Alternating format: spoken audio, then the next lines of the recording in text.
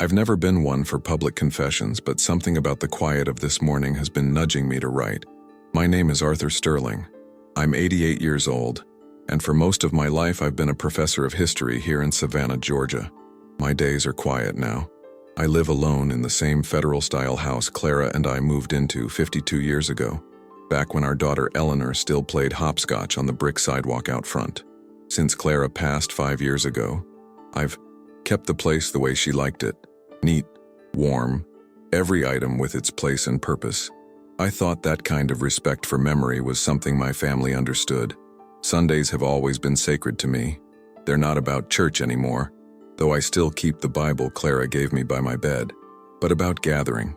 Eleanor, her husband Robert, and their 2 children come over for dinner. I make roast chicken the way my wife taught me, with lemon and rosemary from the garden. The kids like to argue over who gets the crispest potatoes. We eat in the dining room, but after dessert we drift into the living room. That's where my chair is. Big, worn leather, arms creased from years of elbows, the seat molded to my shape. It's not just furniture, it's a companion. Clara used to read there, legs curled under her like a cat, a blanket over her lap no matter the weather. When she died, I began using it myself. At first it felt like borrowing something that wasn't mine, but soon it became my evening place. Books in one hand, tea in the other. Sometimes I just sit there, eyes closed, listening to the cicadas through the open window. People underestimate what an object can hold. The weight of voices, touches, even the way sunlight falls in a certain hour of the afternoon. That chair carries all of it. Last Sunday started like all the others. The smell of chicken filled the house. The table was set with the china Clara loved. Eleanor brought a pecan pie. Robert carried in a bottle of wine he clearly thought was better than anything I had in my cellar. We ate, laughed a bit. Well, I laughed, and I thought, for a brief moment, that life still had the texture of something whole. I didn't know the fracture was coming in just a few sentences. It happened after dinner. We moved into the living room, the kids sprawling on the rug. Robert stood with his wine glass, pacing a little, looking around the room the way a man looks at a house listing, not as a home, but as a property. His eyes landed on my chair. I noticed the smirk before the words. "Arthur, that old chair is an eyesore," he said. "We're getting a new one. It's for someone else anyway." I remember the way he said "someone else," like the words tasted sweet in his mouth. I didn't answer. I looked at him, then at Eleanor. She was sipping her wine, eyes fixed on the floor. Not a word in my defense. My hands stayed folded in my lap, but inside, something shifted. It wasn't anger, not yet. It was the sudden understanding that I was no longer part of their vision of this house, or maybe even this family. I was a placeholder, temporary. The conversation moved on, but my mind didn't. The rest of the evening was a blur. I refilled glasses, asked the kids about school, nodded at Robert's stories about some big case he was working on. But every time I looked at that chair, I heard his voice again. An eyesore. For someone else. The words rang louder than the laughter in the room. That night, after the dishes were washed and the house was empty again, I sat in the chair. I ran my hands over the arms, feeling the cracks in the leather, the softness that only decades can bring. I thought about how many years I had left and how I wanted to spend them, not as an object someone else was already planning to replace. That was the moment, though I didn't act immediately, when I knew something in me had changed. The next morning, I woke before sunrise, as I usually do, but there was a heaviness that didn't match the soft golden light coming through the curtains. I made coffee, the way Clara liked, strong, black, no sugar, and sat at the kitchen table staring at the steam. For years, my mornings had a rhythm. Read the paper, tend to the garden, maybe make a few notes on the local history book I'd been half writing for decades. But that day, I didn't open the paper. I just sat there, hearing Robert's voice in my head. It was remarkable, really, how a single sentence could rearrange the furniture of your mind. That chair is an eyesore. We're getting a new one. It's for someone else anyway. I realized the sting wasn't just in the insult. It was in the casualness, the certainty that his decision about my home and my life required no conversation, no permission, no respect. By mid-morning, I wandered into the living room, as if to confirm the chair was still there. Still mine. It was. The sun caught the worn leather, making the creases look like rivers on an old map.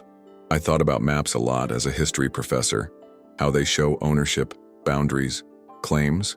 That chair, in a way, was my map. It marked a territory that belonged to me, a space where my history and Clara's still lived. And now, someone had stood in my living room and declared it theirs, as if I were already gone. That realization made my chest tighten in a way I hadn't felt since Clara's funeral. I tried to shake it off, told myself I was overreacting. People say stupid things all the time. Maybe Robert didn't mean it the way it sounded. But the trouble with getting older is that you develop an ear for subtext. You've heard enough conversations, seen enough power plays to know when something is meant exactly as it sounds. And this? This was Robert claiming the house, the future, maybe even Eleanor's loyalty, without saying it outright. I found myself thinking not just about the chair, but about everything else he might be planning for when I was no longer here. That night, I couldn't sleep. I sat in the dark living room, the only light coming from the street lamps outside, and I made myself remember every time Robert had hinted at modernizing or streamlining my life.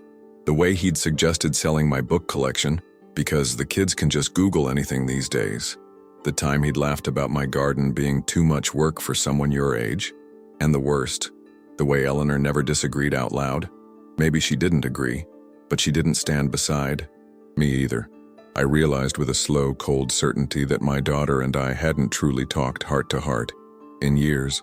On the third day, the decision formed, not in a rush of anger, but like a tide coming in, steady, unstoppable.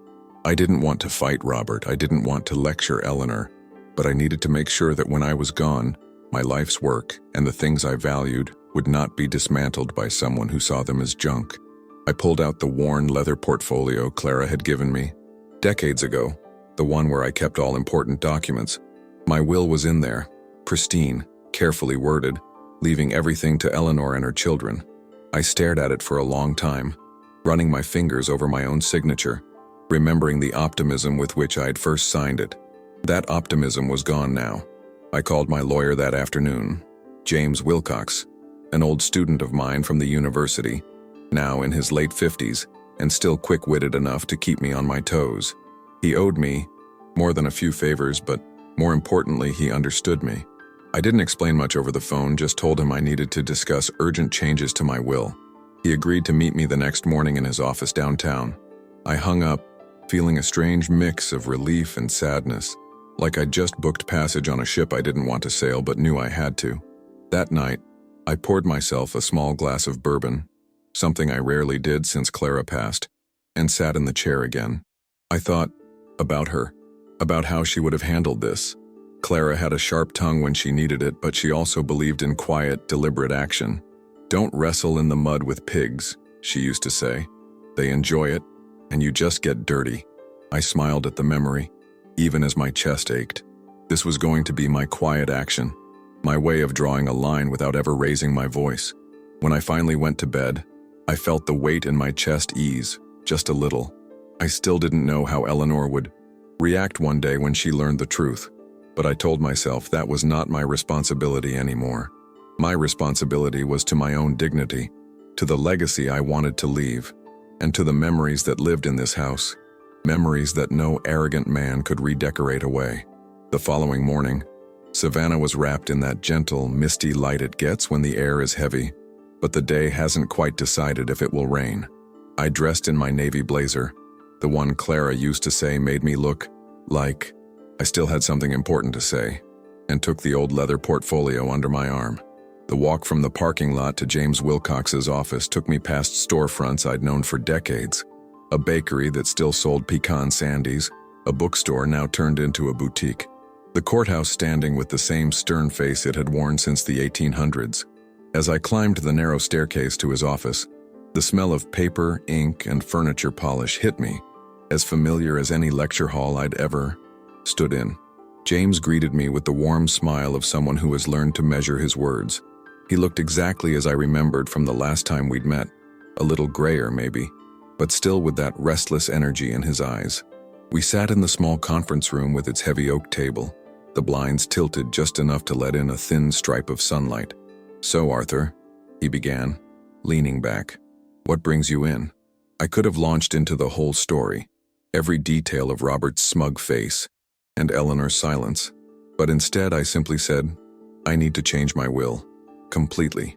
He raised an eyebrow but didn't press. "All right," he said, pulling out a yellow legal pad. "Tell me what you want." And so I did. I told him I wanted Eleanor and the grandchildren to receive only a small, symbolic inheritance, enough to acknowledge the connection, but not enough to let Robert think he'd won anything by proximity. The bulk, I explained, should go to the Savannah Historical Society, with a dedicated endowment for preserving historic furniture. I saw the corner of James's mouth twitch at that detail, but he didn't comment. I didn't need to explain the symbolism of protecting chairs, tables, and cabinets from careless hands. We worked for 2 hours going line by line. James was meticulous, making sure the language left no room for challenge. "You know Robert will try," he said at one point, not as a question, but as a certainty. "I know," I replied, "and I want him to find out he's up against someone who plays the long game." I'd spent my career teaching students how to read between the lines of history. Now I was writing my own, ensuring that the footnotes would speak louder than the headlines. When we were done, James slid the fresh draft across the table. The pages were crisp, the ink still smelling faintly of the printer. I read every word, my eyes catching on certain phrases like handrails in a long hallway. "Hereby bequeath, in perpetuity, with the intent of preservation." The language was cold, precise, and utterly mine. It didn't drip with emotion, but it carried the weight of a man who refused to be erased. I signed it with a steady hand, and James notarized it, the stamp leaving a sharp, satisfying imprint. Before I left, James asked if I wanted to include a letter. I hesitated, then nodded. "Yes," I said, "but not one of apology. I want it to be as clear and unflinching as the will itself." We set aside a fresh sheet of paper and I began to write in my own hand. I explained that my decision wasn't born of bitterness but of clarity, that I had built my life on values I could no longer see reflected in my own household. I wrote about respect, about the importance of caring for the past, and about how dignity once lost is rarely restored. I did not mention Robert by name. I didn't need to. Leaving James's office, I felt lighter, though not happy. Happiness wasn't the goal. What I had now was something quieter but more durable: control. The streets of Savannah seemed sharper in focus, the sound of my footsteps on the pavement steadier.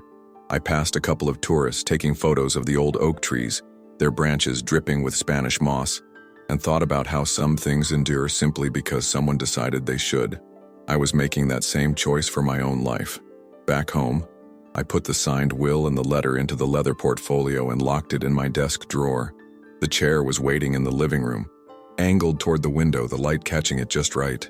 I lowered myself into it slowly, letting the leather sigh under my weight. This was no longer just a seat. It was a boundary line, a silent declaration that I would not be moved, not in life and not in memory. And though I knew there would be storms ahead when the truth came out, I felt an unfamiliar calm settle over me, the kind you get when you've already decided that you will not yield. The following Sunday, I woke up earlier than usual, not because of excitement, but because I wanted time to set the stage. I polished the silverware, ironed the linen napkins, and arranged the dining table exactly as Clara used to. Candles in the center, the good china, water glasses aligned like soldiers.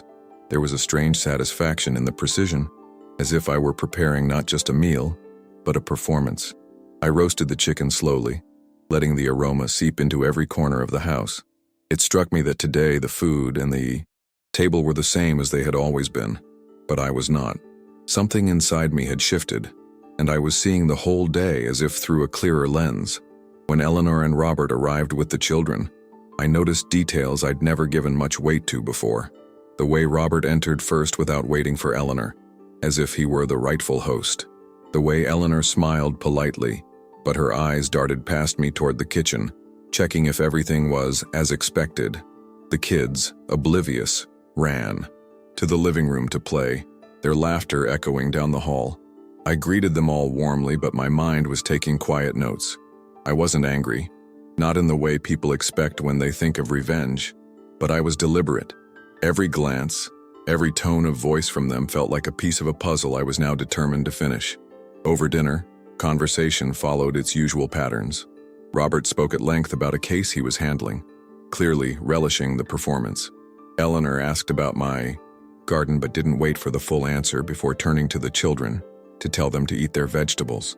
I realized then how little genuine curiosity she showed about my life anymore. Maybe it had been like this for years, but my eyes had been clouded by the comfort of routine. Now I could see every disinterest, every polite but distant nod, and I knew that in her mind, the Sunday dinners were just a tradition to be maintained, not a connection to be nurtured. When dessert came, I brought the pecan pie Eleanor had baked last week.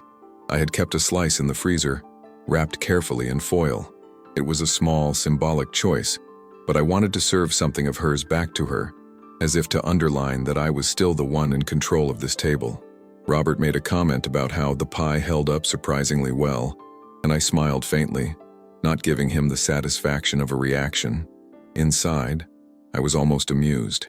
Here was a man who believed control was about making decisions, in front of others, not realizing that real control often happens quietly in the background.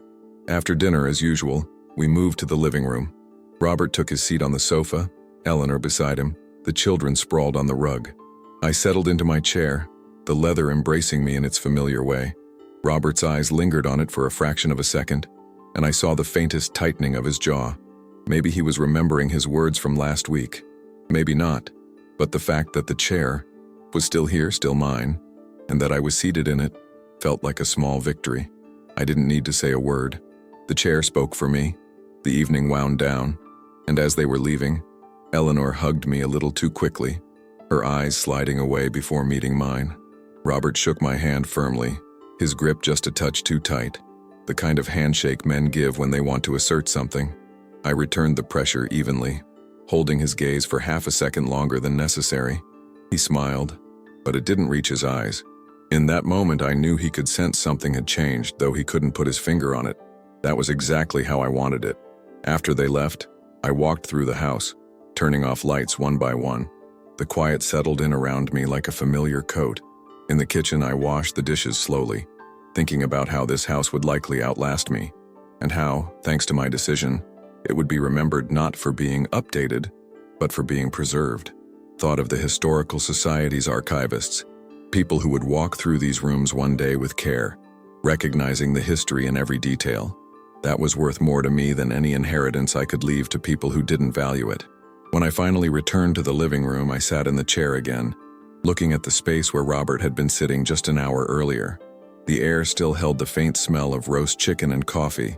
I imagined him one day learning the truth about the will, seeing the chair not just as an eyesore, but as the symbol of the day everything slipped from his grasp.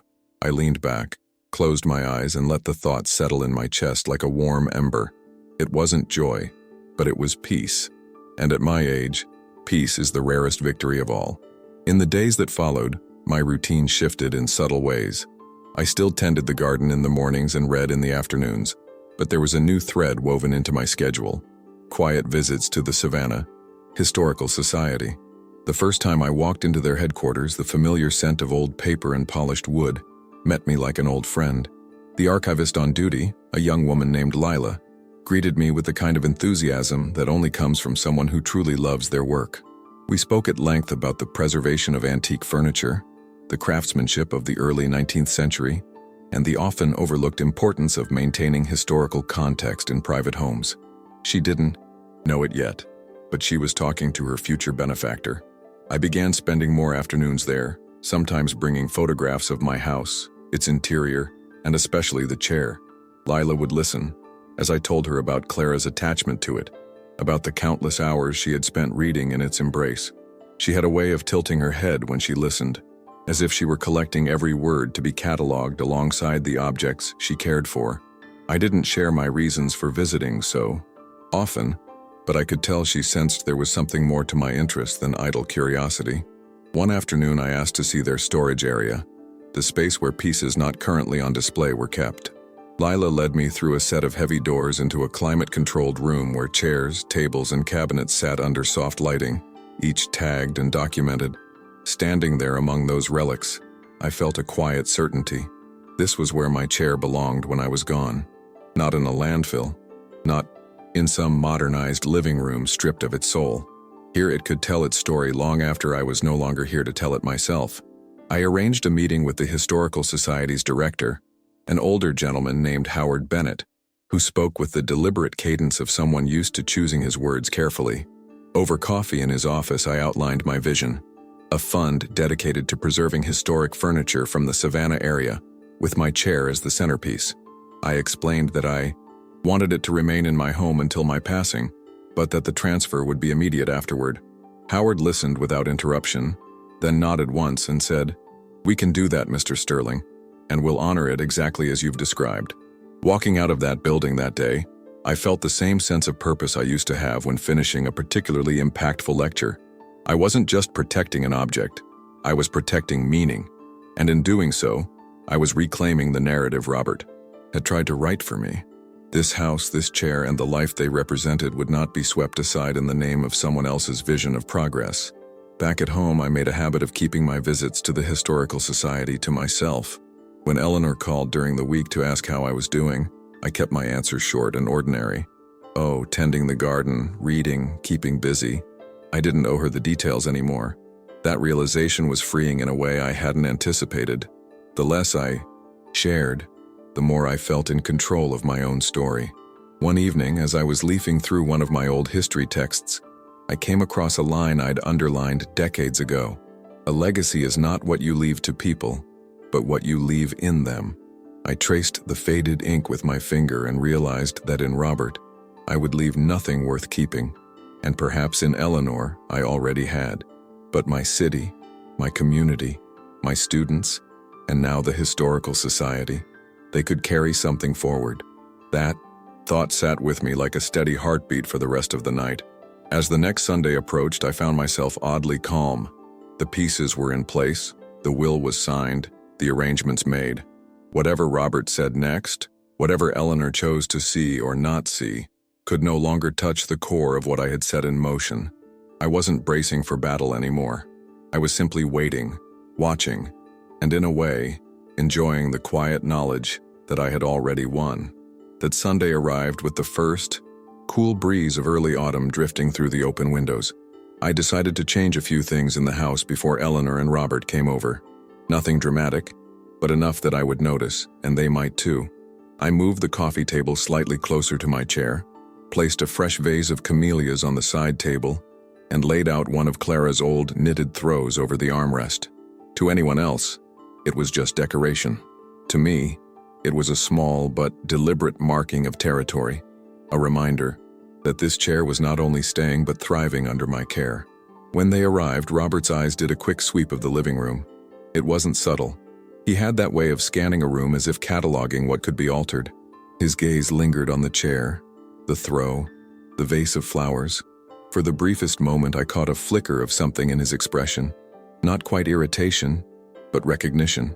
He knew I had claimed the space more firmly than before. Eleanor, on the other hand, walked past it without much attention, already busy asking the children to wash their hands before dinner.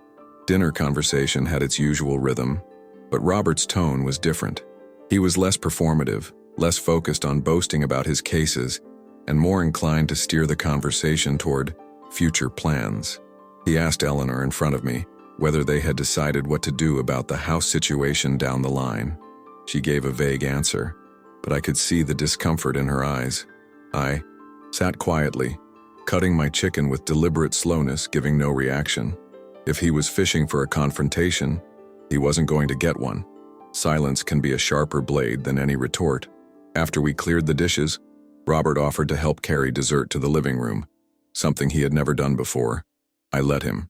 He set the pie down on the coffee table, glanced at the chair again, and then sat across from me. "Arthur," he began, his tone light but probing. "You've been keeping busy lately, haven't you? Getting out more?" It was phrased as a casual observation, but there was a weight behind it. I met his gaze, smiled faintly, and replied, "Oh, here and there.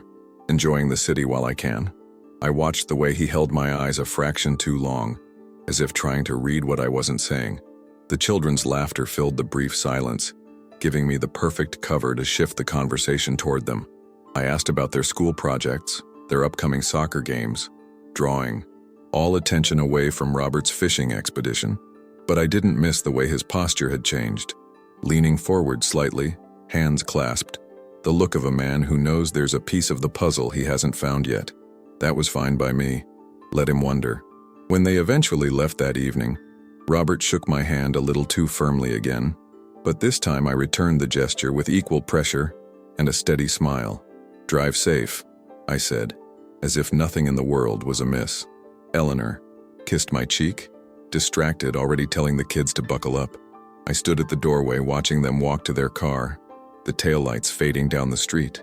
The house felt even quieter than usual after they were gone, but it was the kind of quiet that holds strength, not loneliness. Later that night, I sat in the chair with a cup of tea and reflected on the subtle shift that had happened. Robert was starting to sense that he wasn't as in control as he thought. That suspicion would gnaw at him, and the beauty of it was that I didn't have to lift a finger to feed it. My silence, my composure, and my small acts of ownership over this home were enough. I didn't need an audience to know I had the upper hand. The knowledge was its own reward. The next morning I went about my routine as always, but with a lingering thought. Battles are not always won in a single moment. Sometimes they are a series of quiet moves, each one unnoticed until the endgame is revealed. And I had no doubt that when my endgame came, Robert would finally understand the value of the things he had dismissed, not because I told him, but because I showed him in the one way he could never undo. It was a Thursday afternoon when I caught the first real crack in their facade. Eleanor had stopped by unannounced, something she rarely did anymore.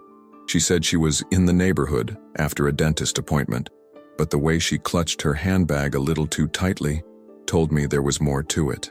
We sat in the kitchen, the late sunlight spilling in through the lace curtains, and I poured her a cup of coffee. She kept glancing at her phone, thumb brushing the screen without unlocking it, as if she was waiting for a message she didn't want to receive. About 20 minutes into the visit, the phone finally rang.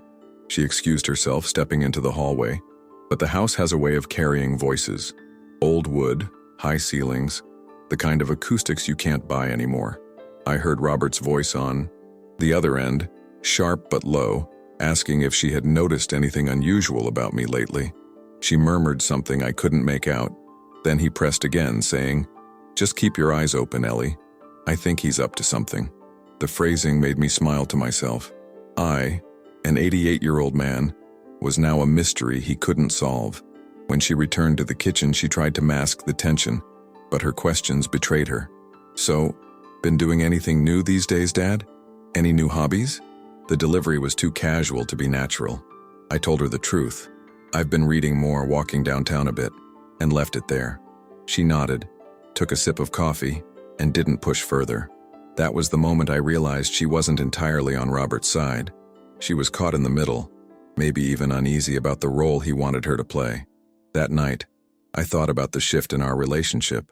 For years, I had assumed Eleanor saw me as the steady, unchanging fixture in her life.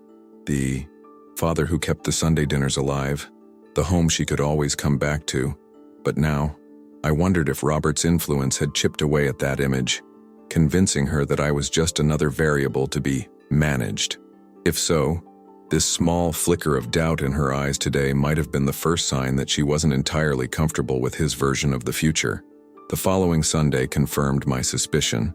They arrived together, but the energy between them was off. Robert was quieter, more measured, while Eleanor seemed distracted, fiddling with her necklace during dinner. When I asked about her week, she gave short answers, glancing at Robert before speaking. It was as if she was running her words through an internal filter, deciding which version of herself to present. The children, blissfully unaware, talked over each other about a science fair, their voices filling the room with an innocence I found oddly protective. After dinner, as we moved to the living room, Robert lingered behind with Eleanor in the kitchen. I stayed in my chair, the sound of their hushed conversation drifting toward me. I couldn't hear every word, but I caught enough. "Don't start now. You're reading too much into it. And just wait and see." The tone was tense, the way couples speak when they're trying to avoid a fight in front of company. I didn't move or make a sound, letting the leather cradle me as I listened without listening. When they finally joined me, Robert tried to regain his usual confidence, launching into a story about a client. But I could see the effort it took. His voice lacked the easy swagger it once had, his eyes scanning the room as if looking for clues. I met his gaze with a steady, unbothered expression, letting him wonder what I knew. That was the beauty of it. I didn't have to know everything. I only had to know enough to keep him unsettled. Later, after they left, I stood at the window watching them walk to the car. Eleanor walked a step ahead, her arms folded, while Robert trailed slightly behind. They didn't speak as they got in, and the drive away was marked by a long pause before the taillights disappeared down the street. I closed the curtains, feeling the weight of the moment. I wasn't just preserving a chair anymore. I was watching the beginning of a shift in the balance of power, one that had nothing to do with me raising my voice, and everything to do with holding my ground in silence. The following week passed without a call from Eleanor, which was unusual. Typically, she'd check in midweek, sometimes just to confirm Sunday dinner, other times to share small updates about the children. When the phone finally did ring on Friday afternoon, it was Robert on the other end, his voice carrying that lawyer's polish he used in court, friendly on the surface, calculated underneath. "Arthur," he said, "I was thinking we should have a chat, just the two of us. Maybe grab coffee sometime next week?" I could hear the attempt at, casualness, but I also heard the faint hum of tension beneath it. I told him I'd check my schedule, knowing full well my schedule was as open as I wanted it to be. That Sunday, he arrived ahead of Eleanor and the children, something he'd never done before. He stood at the doorway with his hands in his pockets, looking around as if assessing the space in my absence. I invited him in, offered him coffee, and we sat in the kitchen. He wasted little time before leaning in slightly and saying, "You've been busy lately, Arthur. People have seen you downtown more than usual, visiting places." I stirred my coffee slowly, letting the spoon clink against the ceramic. "Savannah's worth walking through," I replied. "You'd be surprised what you notice when you take the time." His eyes narrowed just enough to betray that he knew I was speaking about more than cobblestone streets. Eleanor arrived 15 minutes later with the children, and the moment shifted back into the familiar Sunday rhythm. But Robert's glances toward me during dinner were different now. Not the dismissive looks of a man convinced of his dominance, but the watchful ones of someone trying to solve a puzzle he wasn't sure how to approach. It occurred to me that in all his years of being married to my daughter, he had probably never once considered me capable of outmaneuvering him. That thought alone made my appetite a little sharper. After dinner, Robert tried again, this time in front of everyone. "Arthur, I've been meaning to ask, are you thinking of making any changes around here? Maybe to the way things are set up?" Eleanor's fork paused halfway to her mouth, her eyes flicking to mine. I took a slow sip of water before answering. "Only small things," I said. "Adjustments to make the place more comfortable for me. At my age, comfort matters more than appearances." The words were polite, but I watched Robert absorb them like a man reading a coded message. When we moved to the living room, I made a point of settling into my chair immediately, adjusting the knitted throw over my lap. Robert sat across from me again, his posture tight. The children played quietly on the rug, and Eleanor busied herself in the kitchen, giving us the illusion of privacy. "You know," Robert said finally, "it's important to keep things practical. Sometimes that means letting go of the old to make room for the new." I met his gaze and smiled, the kind of smile that doesn't invite agreement. "Funny," I replied. "History's taught me the opposite. The old often has more value than people realize. It just depends on who's looking." There was a beat of silence before Eleanor returned with coffee for everyone. I could feel Robert recalibrating, deciding whether to push further or let the moment pass. He chose to let it pass, but his eyes never fully relaxed for the rest of the evening. When they left, his handshake was shorter, less performative, as if he was too preoccupied to play the part of the confident son-in-law. That night I sat in the chair long after the house had gone still, the clock in the hallway ticking like a metronome. It was clear to me now that Robert was no longer simply dismissive. He was suspicious, and suspicion in the hands of a man like him meant he'd soon try to gather proof, to corner me into revealing something. I thought about Clara again, about her quiet wisdom, and decided that if a confrontation came, I would meet it on my terms, not his. In the meantime, every move I made would be as deliberate as the stitching in the throw across my knees. The next morning, I began making a mental list, not of defenses but of reinforcements, copies of the will, letters of instruction, details for Howard at the Historical Society. If Robert wanted to force this into the open, then I'd ensure that the moment it happened, there would be nothing he could undo. Battles like these weren't won with raised voices. They were won with documents, foresight, and the quiet resolve to outlast your opponent. And I intended to do exactly that. The next Sunday carried an odd tension from the moment they arrived. Robert's tone was overly pleasant, the kind of brightness people use when they're trying to mask an agenda.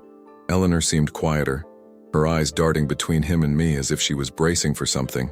Even the children were more subdued, their usual bursts of energy replaced with a kind of watchful politeness. I greeted them all as warmly as ever, but inside, I was on alert. Robert's sudden cheerfulness was just another tactic, a softer opening before whatever point he intended to make. During dinner, he started slipping small, seemingly innocent questions into the conversation. Been doing any traveling lately, Arthur? Have you thought about making changes to the garden? Met anyone new in town? Each question was delivered with a smile, but his eyes stayed fixed on me, measuring every pause before I answered. I kept my responses simple and unremarkable, the verbal equivalent of a closed door. No travel. The garden's fine as it is. Always meeting folks here and there. I could almost see the frustration flicker behind his smile. After the plates were cleared, Eleanor took the children into the kitchen to help with dessert, leaving Robert and me alone in the dining room. He leaned back in his chair, swirling the last of his wine, and said, "You know, I've been thinking a lot about the future, about making sure everyone's on the same page when changes happen." He let the sentence hang in the air like bait. I met his gaze and replied evenly, "The future tends to work itself out, Robert. The present's what we actually get to live in." His smirk faltered, just slightly, before he drained the rest of his glass. When we moved into the living room, I deliberately took my seat in the chair before Robert could settle himself. I placed the knitted throw neatly over one arm and pulled a book from the side table, opening it just enough to make it clear the space was mine. Robert sat across from me again, his body angled forward, hands clasped between his knees. "You ever think about how much things will change around here someday?" he asked. I didn't look up from the page. "Change is inevitable," I said, "but what stays the same is what people choose to protect." I heard him exhale slowly, and I didn't need to look up to know he was studying me for any crack in the armor. Eleanor returned with the children and the dessert, breaking the moment. She served everyone and sat beside Robert, her smile tight but her eyes betraying fatigue. I wondered how many conversations about me they'd been having lately behind closed doors, how many times Robert had pushed her to pry information out of me.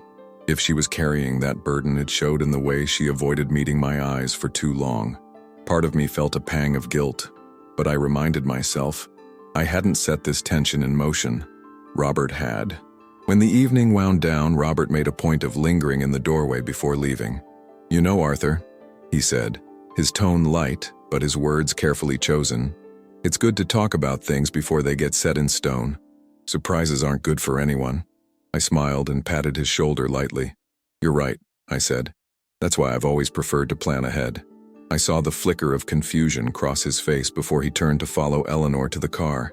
That flicker was worth more to me than anything else that had happened that evening. Once they were gone, I sat back down in my chair, letting the quiet fill the room. I thought about his last comment, about surprises. What he didn't realize was that the surprise wasn't coming for him. It was already here, living in the invisible architecture of the choices I'd made. Every Sunday, every small shift in how I held my ground was another brick in a wall he couldn't see until it was too high to climb. I didn't need to rush the ending. The beauty of a slow game is that the other player keeps thinking they're catching up, right until the moment they realize they've already lost. The following morning, I sent a short note to Howard at the Historical Society confirming a few final details. I wrote it with the same care I used to give to my lectures, making sure every word carried weight. As I sealed the envelope, I thought about how Robert would hate this, the quiet, methodical nature of it. The fact that it was happening entirely outside of his control. That thought carried me through the rest of the day with a calm I hadn't felt in years. The shift in Robert's demeanor came gradually, like the way autumn air starts to bite just a little more each morning. At first, it was in his eyes, that quick darting glance he'd give me when he thought I wasn't looking. Then it was in his voice, just a fraction sharper when he spoke to me, even in front of Eleanor. He was still careful, still civil, but I could feel the strain under the surface. This wasn't the calculated patience of a lawyer anymore. This was the irritation of a man used to winning who couldn't figure out why the game wasn't going his way. That Sunday, the tension was thick before we'd even sat down to eat. Robert arrived with a new energy, speaking louder than usual, complimenting the house in a way that felt almost sarcastic. "Place looks exactly the same," he said with a grin that didn't touch his eyes. I nodded.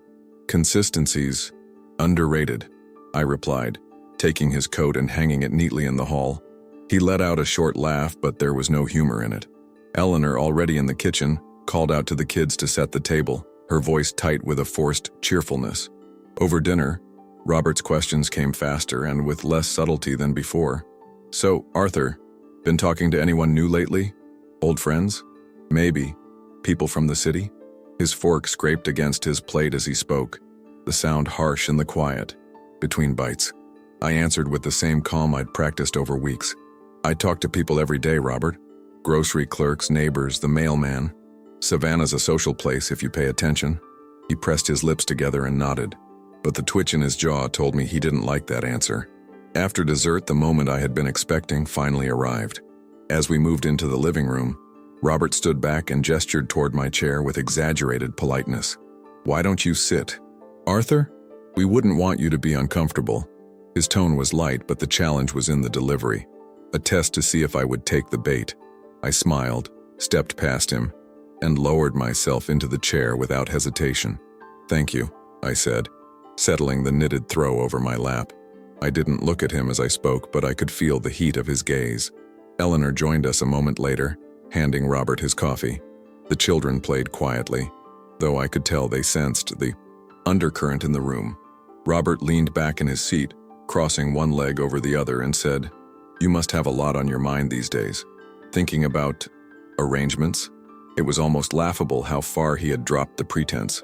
I met his eyes finally and replied, "At my age, you think about a lot of things. Some of them you keep to yourself." His smirk faltered just long enough for me to know I'd landed the point. As the evening wore on, he became quieter, but his silence was different this time, heavier, more deliberate. He was holding something back, maybe deciding on his next move. Eleanor made small talk, her words drifting into the air without much weight.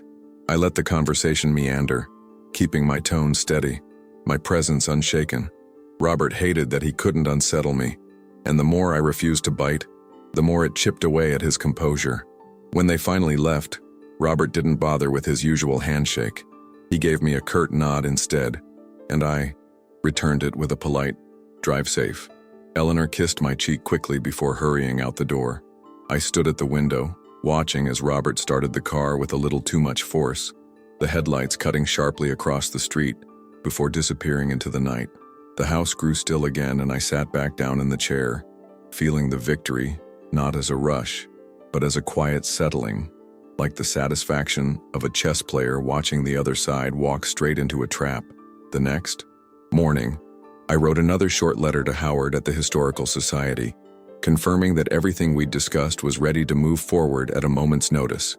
I sealed it and placed it in the desk drawer alongside the will and my personal letter. As I closed the drawer, I thought about how Robert believed he was closing in on me, when in reality, every step he took brought him closer to a wall he wouldn't see until it was too late. That was the beauty of patience. It lets you win before the other person even knows they've lost. It was a Wednesday evening when the first real crack widened enough for me to see through. I was in the living room, the lamplight spilling over the pages of a worn history book, when I heard Eleanor's car pull into the driveway. It was unusual for her to visit twice in the same week. I set the book down and waited. She came in without her usual smile, her hair slightly out of place, the kind of disarray that suggested more than just wind. Robert wasn't with her, and that alone told me something was wrong. She sat at the edge of the sofa, twisting her wedding band around her finger. "Dad?" she said after a pause. "Robert and we've been arguing." Her voice was quiet, but the weight behind it was heavy enough to fill the room. I didn't press her. I simply asked, "About what?" She hesitated, glancing toward the front door as if to make sure it was truly closed. "You. This house. The future." Her words came out in a rush, as if she'd been holding them in for days. She explained that Robert had been increasingly insistent that I was making moves without telling anyone, that it was irresponsible not to loop the family in about important decisions. She said she had told him I was entitled to my privacy, but he didn't take it well. There was a raw honesty in her tone I hadn't heard in a long time. I nodded, letting the silence hang just long enough for her to fill it again. "He thinks you're hiding something," she continued. "And maybe you are. I don't know. But the way he talks about it, it's like he's already decided you're doing it to spite him." I leaned back in my chair, my hands resting on the worn leather arms, and said simply, "Some things aren't about him at all." She met my eyes then, and for a second I thought I saw a flicker of understanding, or maybe relief, that I wasn't trying to deny anything outright. The following Sunday, the shift in their dynamic was visible before they even stepped through the door. They arrived together, but Eleanor walked a few steps ahead, her arms folded, while Robert followed with a stiffness in his gait. The children bounded past them into the house, oblivious to the tension trailing behind their parents. I greeted them all, but my eyes lingered just a moment longer on Robert. He avoided looking directly at me, as if meeting my gaze would cost him something. At dinner, conversation was strained. Eleanor asked the children more questions than usual, clearly, trying to fill the space where Robert might have otherwise dominated the discussion. He answered me when spoken to, but never initiated, and there was a certain set to his jaw that told me his temper was simmering just under the surface. Halfway through the meal, Eleanor reached for the water pitcher and muttered something about, "This isn't the time," to which Robert replied, "It's never the time, is it?" The words weren't loud, but they were sharp enough to slice through the quiet clinking of silverware. I kept my head down, focusing on my plate, but every sense was attuned to them. I could feel Robert's frustration radiating across the table, not just at me, but at the fact that Eleanor wasn't backing him in the way he expected. She wasn't defending me outright, but she wasn't taking his side either. And for a man like Robert, that was its own betrayal. By dessert, the children were whispering to each other, sensing that the adults were speaking in a language of tones and silences they couldn't translate.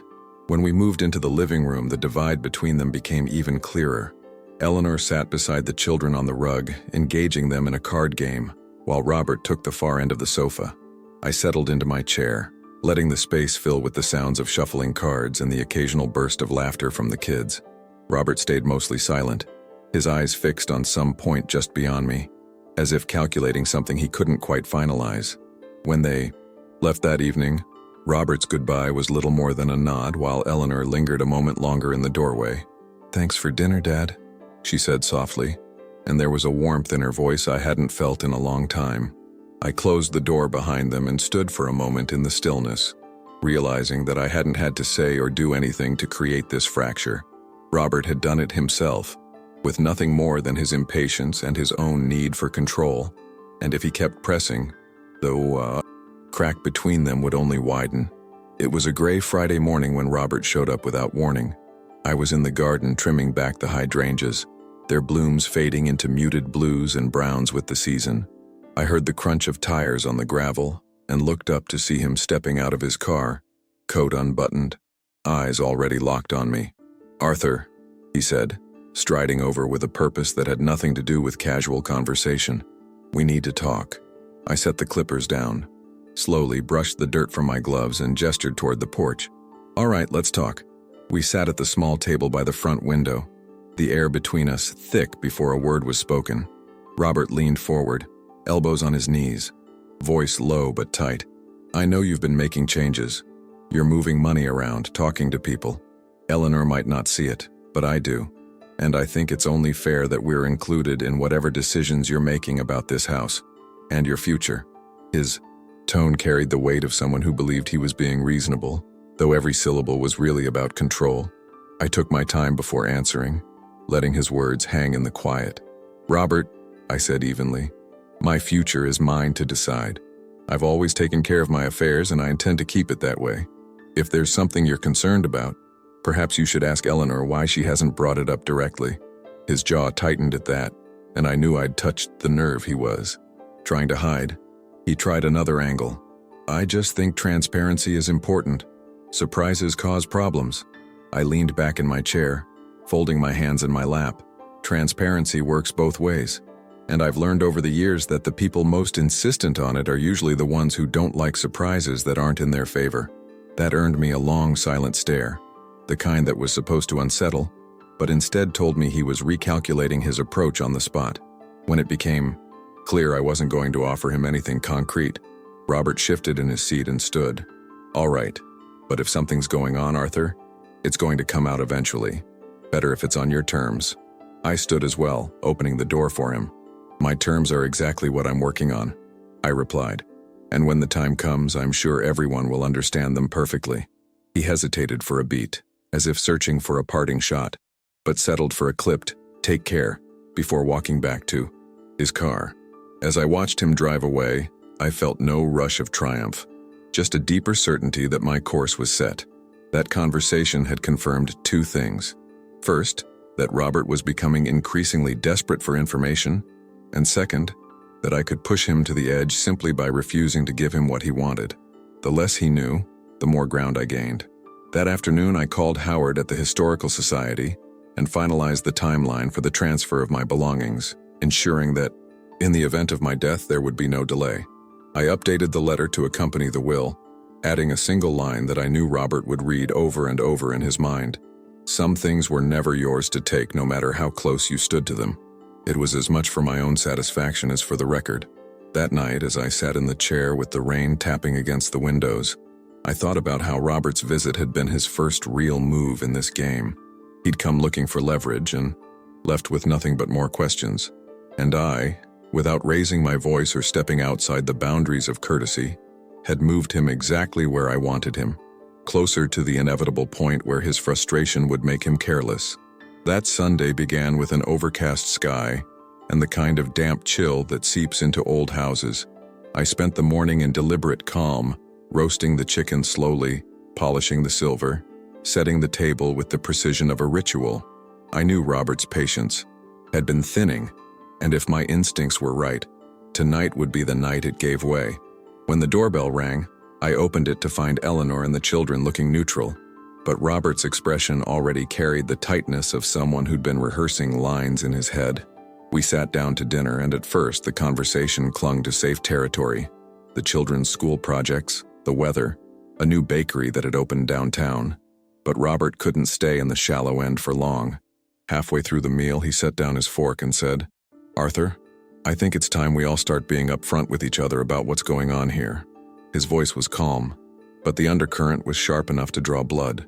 Eleanor's eyes dropped to her plate, her fingers tightening around her glass.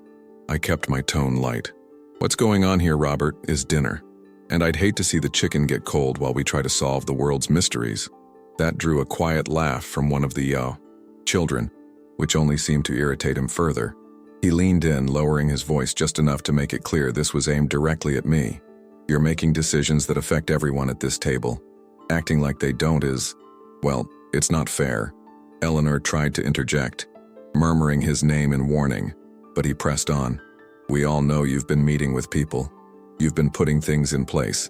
I'm just saying, if you expect respect, you have to give it in return." I sat down, my fork slowly, folded my hands, and looked him straight in the eye. "Respect, Robert, is earned, and it's given to the person, not the expectation of what they'll leave behind." His face flushed, just faintly, but enough for me to see I'd struck the center of his frustration. The rest of dinner passed in strained silence, broken only by Eleanor's attempts to keep the children engaged. When we moved to the living room, Robert stayed standing, pacing slowly behind the sofa, as if he couldn't quite bring himself to sit. I took my place in the chair, pulling the throw over my lap, and began leafing through a book I'd left on the side table. He watched me for a long moment before saying, "You're not as untouchable as you think." I didn't look up. "And you're not as invisible as you think," I replied, my voice even. That seemed to rob him of whatever follow-up he had prepared. Eleanor, perhaps sensing the tension was seconds away from boiling over, stood and gathered the children, telling them it was time to get ready to leave. Robert said nothing as they put on their coats, but his jaw was set like stone. At the door, Eleanor gave me a longer hug than usual, whispering, "I'm sorry about tonight." Before stepping back, Robert extended his hand stiffly and I took it, giving it the same firm, deliberate shake I always had. "Drive safe," I said, just as I had every Sunday. This time, though, I watched him look away first.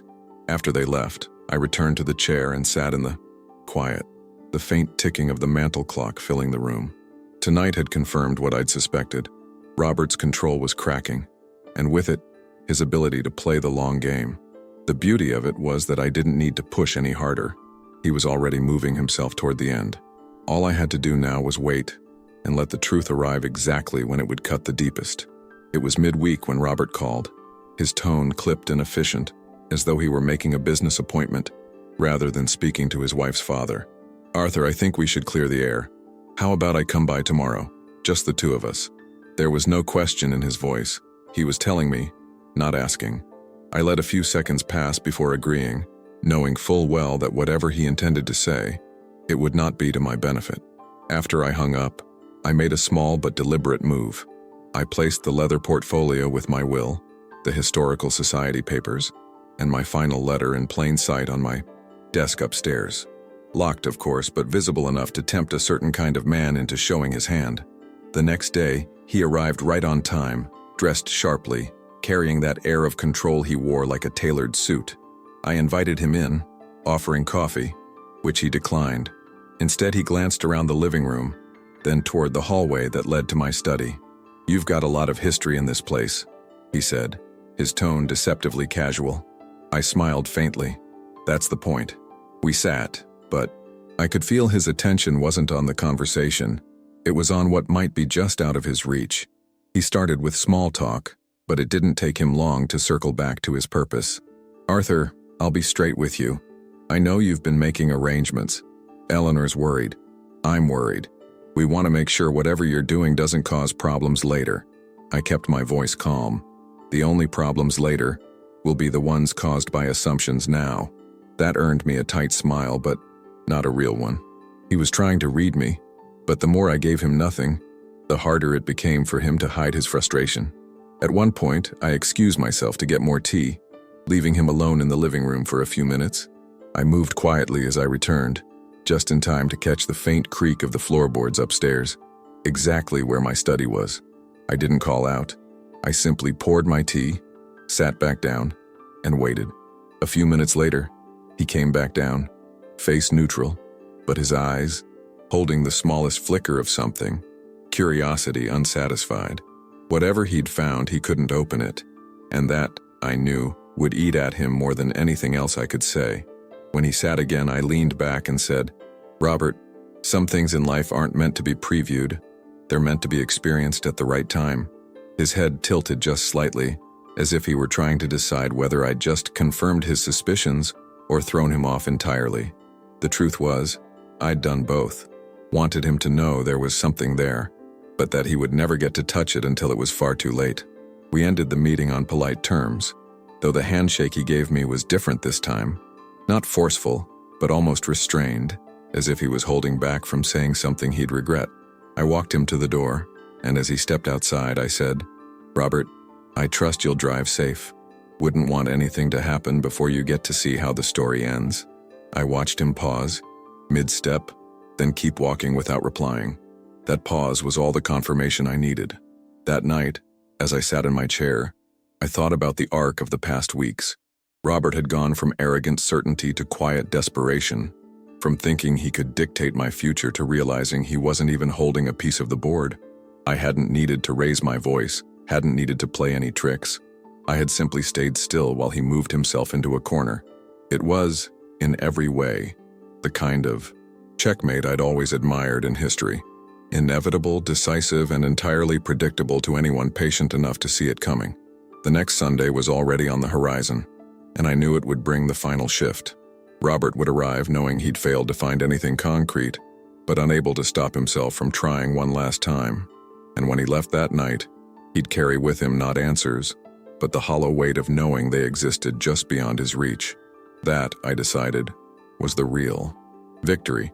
Not in the inheritance, not in the legal papers, but in the silence that told him without a word that he had already lost. That Sunday, the air had that crisp clarity only late autumn brings in Savannah, when the light is sharp and the breeze carries the scent of drying leaves. I prepared the meal with the same care as always, but there was a quiet certainty in my movements, a sense that tonight would close the chapter that had been unfolding for weeks. When the doorbell rang, I opened it to find Eleanor smiling politely, the children chattering, and Robert standing just behind her with a look that was equal parts resignation and determination. He was here for one last attempt, though he didn't yet realize it was already over. Dinner passed with a strange kind of calm. Robert spoke less than usual, Eleanor filled the gaps with small talk, and the children's laughter kept the air from becoming too heavy. I answered questions politely, asked about school projects, and made no effort to direct the conversation anywhere significant. I could sense Robert's restlessness building, but he kept it under control, perhaps hoping I would be the one to slip first. He didn't yet understand that my control came from having already acted, not from holding back. After dessert, when we moved to the living room, Robert chose a seat closer to me than usual, almost as if proximity could give him an advantage. The children settled on the rug with a board game, and Eleanor went to the kitchen to make coffee. Robert leaned slightly forward, his voice low. "Arthur, I don't know what you've been planning, but I hope you'll think about the family before you do anything final." I looked at him for a long moment, then replied, "I have thought about the family. That's exactly why everything is already in place." His eyes flickered, a mix of irritation and realization, and in that instant, I knew the game was done. He sat back, crossing his arms, and didn't say another word. When Eleanor returned with the coffee, she seemed to notice the subtle shift in the air but said nothing. We all sipped in silence for a few minutes, the only sound the children rolling dice and moving pieces across the board. It was an oddly peaceful moment, even with the weight of unspoken truths pressing in from all sides. When it was time for them to leave, Eleanor hugged me a little longer than usual, her voice soft in my ear. "Take care of yourself, Dad." Robert's handshake was brief, almost mechanical, his eyes avoiding mine. He knew there was nothing left to push for, no door left to pry open. As I watched their car pull away, I felt no sense of triumph, only a deep and quiet satisfaction that I had held my ground without ever stepping into the mud of open conflict. I returned to the living room, the chair waiting in its familiar place, the knitted throw draped just so. Lowering myself into it, I let my hand rest on the worn leather, tracing the creases as if they were the lines of a map I had followed to this exact moment. This chair had been called an eyesore, declared, for someone else, and yet here it remained, mine in life, destined for the hands of people who understood its worth. It was more than a seat now. It was proof that I had not been erased. On the side table sat the leather portfolio, locked and ready. Inside, the will was airtight, the letter precise, the future secure. The Historical Society would one day walk through this room and see the chair, not as a relic, but as a piece of living history, preserved because someone refused to let it be discarded. Robert would receive nothing more than the knowledge that he had been outmaneuvered, and that knowledge, I suspected, would last longer than any inheritance could have. As the evening settled in and the light faded from the windows, I leaned back and closed my eyes, the hum of the house wrapping around me like a well-worn blanket. There was no bitterness left, only clarity. I had protected what mattered. I had acted without malice but with purpose, and in doing so I had ensured that when I was gone, the story of Arthur Sterling would not be one of being quietly pushed aside, but of a man who chose his own ending and left behind something that could not be taken. You know, when I look back on all of this, it's not the arguments or the silences I remember most. It's the small moments when I chose to stay true to myself, the quiet decisions, the refusal to let someone else define what my life or the things I value are worth. In the end, that's what gave me peace. Not winning, not proving a point, but knowing I had protected what mattered to me in the way only I could. Maybe you've had a moment like that, when you realize the only person who could decide your worth was you. If you have, you know it's not always easy, and it's rarely loud. Sometimes it's a single choice, made in a quiet room, that changes everything. If this story made you think of something you've lived through or someone who might understand this feeling, tell me in the comments. And if you feel it could mean something to someone you know, share it. These stories matter because they're not just mine. They're pieces of life we all touch in different ways. And if you'd like to walk through more stories like this with me, stay around. There's always another chapter waiting. And sometimes, it's the ones we don't expect that stay with us the longest.